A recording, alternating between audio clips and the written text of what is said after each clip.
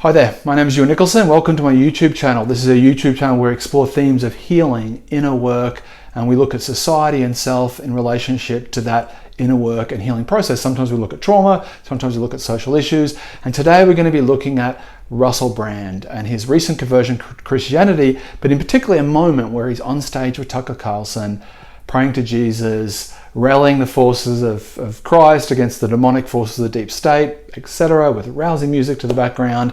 And I like to look at the performative nature of this prayer and how it symbolizes and in one level encapsulates a French philosopher, Guy Debord, I'm probably pronouncing that incorrectly, his seminal work, The Society of Spectacle.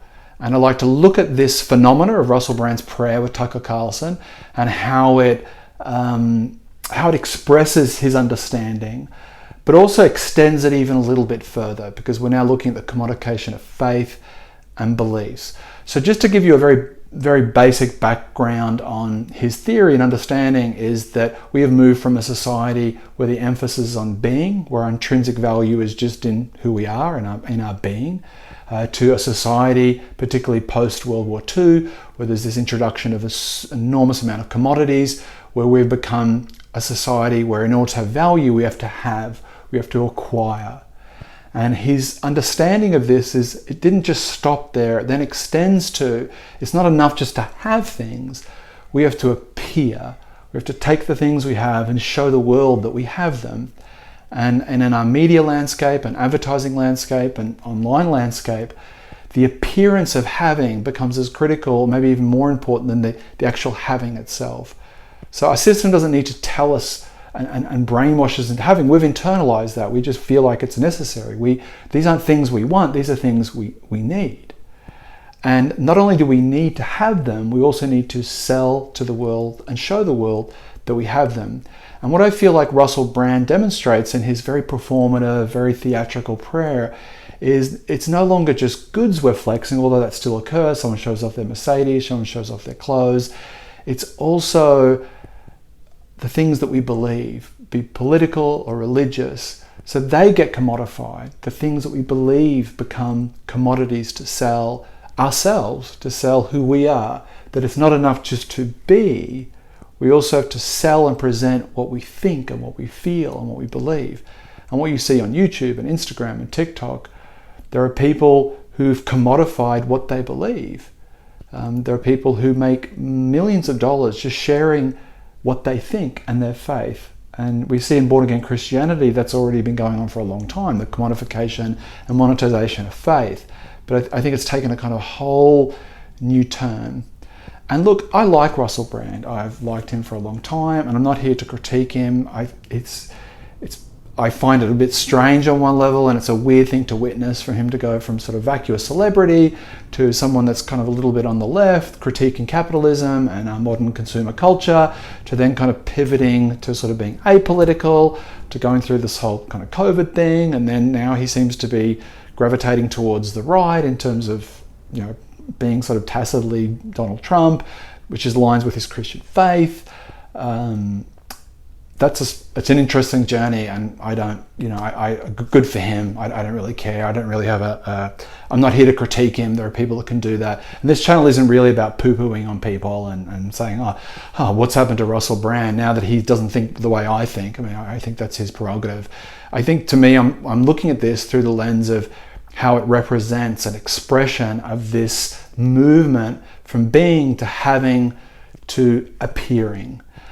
And what's interesting about Debord's theory is it's not just a critique of what we do, it's also an invitation to rebel against this, to rebel against the internalization of these beliefs that really make us miserable and keep us in this kind of feedback loop, because they're so alien to what really makes us happy, and they're so alien to who we really are that we can never be satisfied, and we can never, it can never be enough. And I think it's interesting with Russell Brand, watching him go through this process of being a celebrity and being a movie star to now being a kind of a YouTube celebrity, and that there's come a certain point in that journey for him where he just says, well, I've just got nothing more to say, that I don't want to be out there anymore. Like, at what point do you just feel like I don't want to present anymore. And maybe he'll arrive at that naturally, maybe he won't.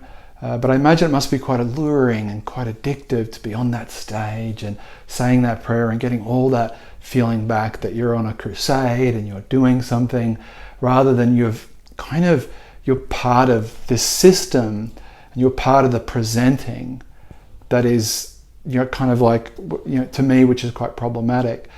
So there's an invitation here for all of us, not just to critique Russell Brand or anyone else who's out there, but to really look at ourselves and say, how have I moved away from a life that's centered on the intrinsic nature of my beingness to a life where I have to a life where I have to present, be it with my family, be it with my friends, be it with here on YouTube.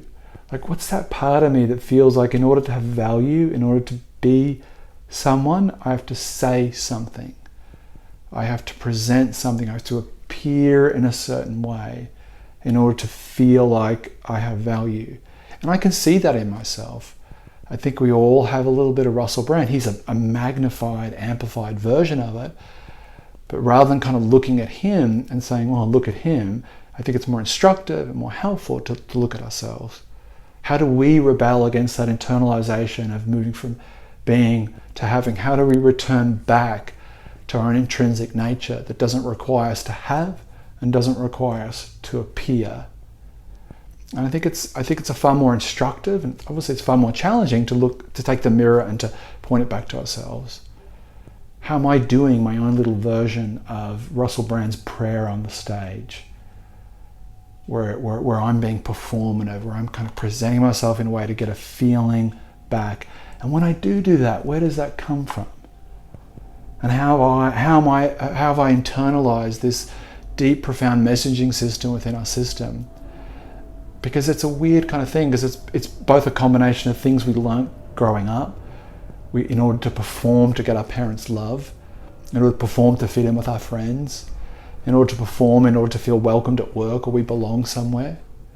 So there are levels and layers of this messaging system that in order to be loved, in order to have value, we have to do certain things. We have to appear a certain way. So we bury our shame, we bury our shadow, and we perform, we present. And that's, for me, the message here is, how do I become more self-aware of that capacity in me to dissolve, to sort of disenfranchise myself from my own authenticity, which is beautiful and ugly and strange and difficult and complicated, and mold and present myself in a way that I think is going to get me this kind of feeling that I need, be it culturally, socially, or personally. And I think that's our act of rebellion. There's this act of returning to our being that doesn't require us to do anything. That it's just here. And I always feel like the animal kingdom and nature is just always this constant reminder of that. Dogs, cats, insects, birds, trees, they're not presenting anything. They just are who they are, and they're just in their own beingness. And that's what I helps serve a reminder to me of what that means. So look, I hope you've enjoyed this. I hope you found it helpful. If you have, please like and subscribe. Take care of yourself. Be well. Bye-bye.